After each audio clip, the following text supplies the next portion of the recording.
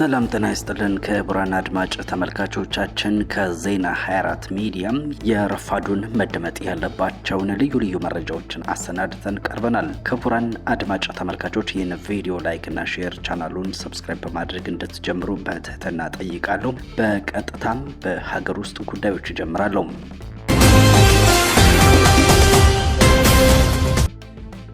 ቀድሞ በኢትዮጵያ ከፍተኛ የጉምሩክ ባለስልጣን የነበሩት አቶ ዘሱ ወልደ ጊዮርጊስ በልጃቸው ቃለ መጠይቅ ዙሪያ ማብራሪያ ሰጥተዋል።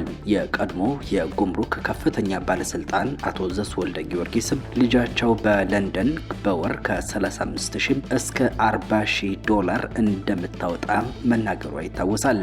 አባት አቶ ዘሱ ወልደ ጊዮርጊስ በልጃቸው የሙዚቃ ስራዎች ዙሪያ በማህበራዊ የትስስር ገጻቸው ላይ ያደረጉት ግልጽ የትብብር ጥሪ የብዙዎችን ትኩረት ስቧል። አባት ባስተላለፉት መልእክት በወጣቷ ድምፃዊት ቪኪ የሙዚቃ ስራዎች በመጠቀም የቪዲዮ ክሊፖችን መስራት ለሚፈልጉ የማንኛውም ሀገር የኪነ ጥበብ ባለሙያዎች በሙሉ በራቸውን ክፍት ማድረጋቸውንና አብሮ ለመስራት ዝግጁ መሆናቸውን ገልጸዋል። ይህ የአባት ጥሪ ይፋ የሆነው ወጣቷ ኢትዮጵያዊት ቪኪ በቅርቡ በኒውዮርክ ጎዳናዎች ላይ በሰጠችውና በማህበራዊ ሚዲያዎች ላይ በሰፊው መነጋገሪያ በሆነው አስገራሚ ቃለ ምልልስ ማግስት ነው። ቪኪ በዚሁ ቃለ ምልልስ ላይ ስለ ማንነቷ፣ በኒውዮርክ ስላላት የቅንጦት ኑሮና ስላላት ትላልቅ የጥበብ ህልሞችን በግልጽ ተናግራለች።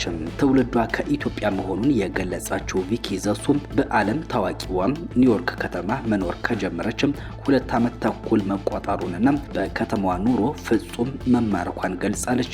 ወደ ኒውዮርክ የተዘዋወረችበት ዋና ዓላማም ስኬታማ ዘፋኝ ተዋናይና ሞዴል ለመሆን መሆኑን የጠቆመች ሲሆን በአሁኑ ወቅትም የሙሉ ጊዜ የተወናና የድምፃዊነት ትምህርቷን በከፍተኛ ፍቅር እየተከታተለች እንደምትገኝ ገልጻለች።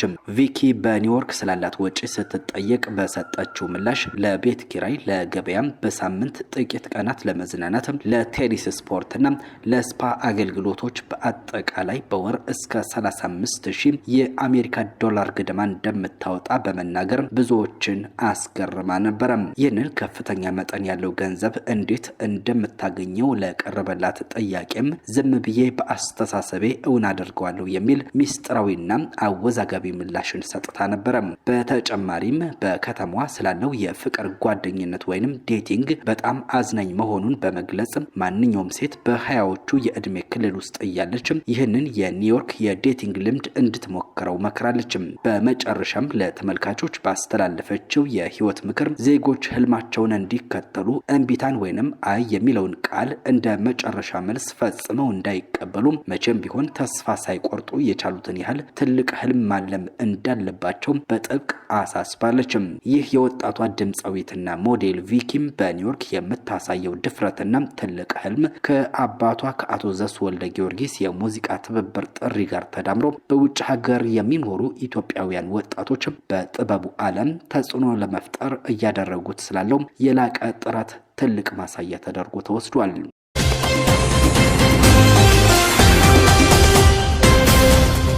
በከባዱ የዝናብ ወቅት በአዲስ አበባ የተፈናቀሉ ነዋሪዎች ቅሬታ እያቀረቡ ነው። በአዲስ አበባ አራዳ ክፍለ ከተማ ወረዳ 1 በተለምዶ እሪ በከንቱ ተብሎ በሚጠራው አካባቢ ጎጆ ቀልሰው ይኖሩ የነበሩ 80 አባወራዎች መንግስት ያለ ተቀያሪ ቤትና ያለ ማስጠንቀቂያ ለዓመታት ከሚኖሩበት ቤት አፈናቅሎ ጎዳና ላይ እንዲወጣ እንዳደረጋቸው ተጎጂዎች ተናግረዋል። የነዋሪዎችን ችግር መነሻ በማድረግ የወረዳው አስተዳደር ለዜጎች ተለዋጭ ቤት ሳይሰጥ ዜጎችን ማፈናቀሉ በምን አግባብ ነው በሚል ከጋዜጠኞች ለአራዳ ክፍለ ከተማ የወረዳ 1 ምክትል ስራ አስፈጻሚና ስራ ፈጠራ ጽህፈት ቤት ኃላፊ የሆኑትን ወይዘሮ ዩዲት ብዙነህን አናግረዋቸው ነበር።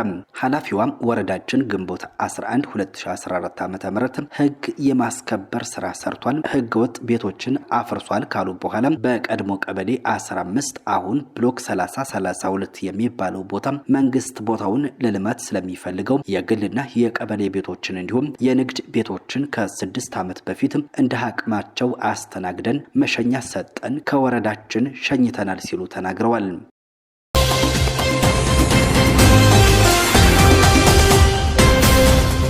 ከውጭ ወደ ምንመለከተው ጉዳይ አልፋለሁ። በሩሲያ የሚሳኤል ጥቃት 250 ሺህ መጽሐፍትን የያዘው የዩክሬን የህትመት ማዕከል ሙሉ በሙሉ ወድሟል። በዩክሬን መዲና ኪየቭ ላይ በተሰነዘረ አስከፊ የሚሳኤል ጥቃት ክኒሆላቭ የተሰኘው ታዋቂ የዩክሬን የህትመት ድርጅት የመጋዘን ህንጻ ሙሉ በሙሉ መውደሙ ታውቋል። ጥቃቱ በደረሰበት ቅጽበት በመጋዘኑ ውስጥ የነበሩት ከሩብ ሚሊዮን በላይ የታተሙ መጽሐፍት በአንድ ጀንበር አመድ ሆነዋል። የህትመት ተቋሙ ከጥቃቱ በኋላ በማህበራዊ ሚዲያ ገጹ ላይ ባወጣው ልብ የሚሰብር መግለጫ ሩሲያ ጦርነት እየከፈተች ያለችው በሰዎች ላይ ብቻ ሳይሆን በዩክሬን ባህል፣ በትምህርትና በነገው ተስፋችን ላይ ጭምር መሆኑን ይህ ድርጊት በድጋሚ ያረጋግጣል ሲል የደረሰውን የባህልና የእውቀት ውድመት በጽኑ አውግዞታል።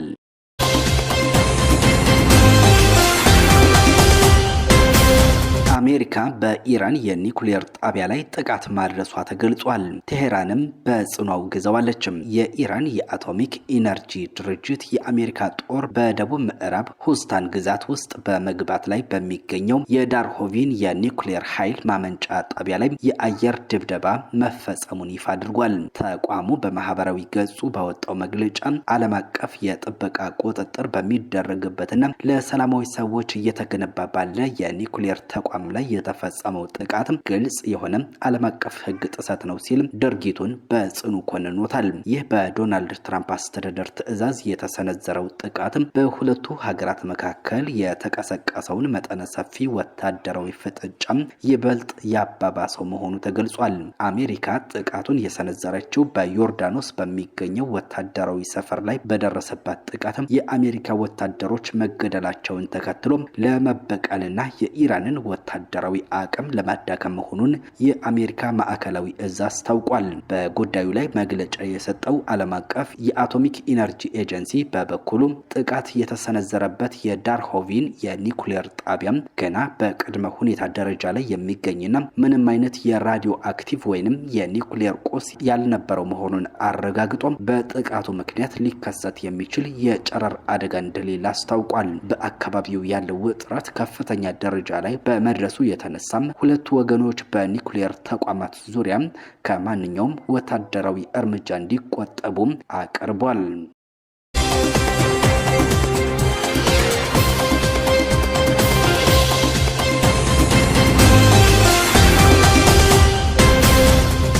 የባህር መተላለፊያውን እኛንን የምንቆጣጠረው ኢራን ምንም አትቆጣጠርም ሲሉ ፕሬዝዳንት ትራምፕ ገልጸዋል። የአሜሪካ ጦር በኢራን ወታደራዊ ኢላማዎች ላይ ተጨማሪ ጥቃቶችን መፈጸሙን ፕሬዝዳንት ዶናልድ ትራምፕ በይፋ አስታውቀዋል። ፕሬዝዳንቱ ይህንን እርምጃ የወሰዱት ከኢራን ጋር በተካሄደው ግጭት ሕይወታቸውን ላጡት ታላላቅ አሜሪካውያን አርበኞች መታሰቢያና ክብር ይሆን ዘንድ መሆኑን ገልጸዋል። ኢራን ከፍተኛ ወታደራዊ ጉዳት ደርሶባታል ያሉት ፕሬዝዳንቱ የተሰነዘረው ጥቃት ስትራቴጂካዊና ከባድ እንደነበረ ጠቁመዋል። ኢራን አሁን ላይ በወታደራዊ መስክ በጣም ከፍተኛ ጉዳት ደርሶባታል ብለዋል። ሀገሪቱ ከአሁን በኋላ ቀደም ሲል በአሜሪካና በአጋሮቿ ላይ ተደቅነው የነበረው አይነት ወታደራዊ ስጋት የመፍጠር አቅም እንደሌላት አብራርተዋል። የባህር መተላለፊያውን እኛንን የምንቆጣጠረው ብለዋል።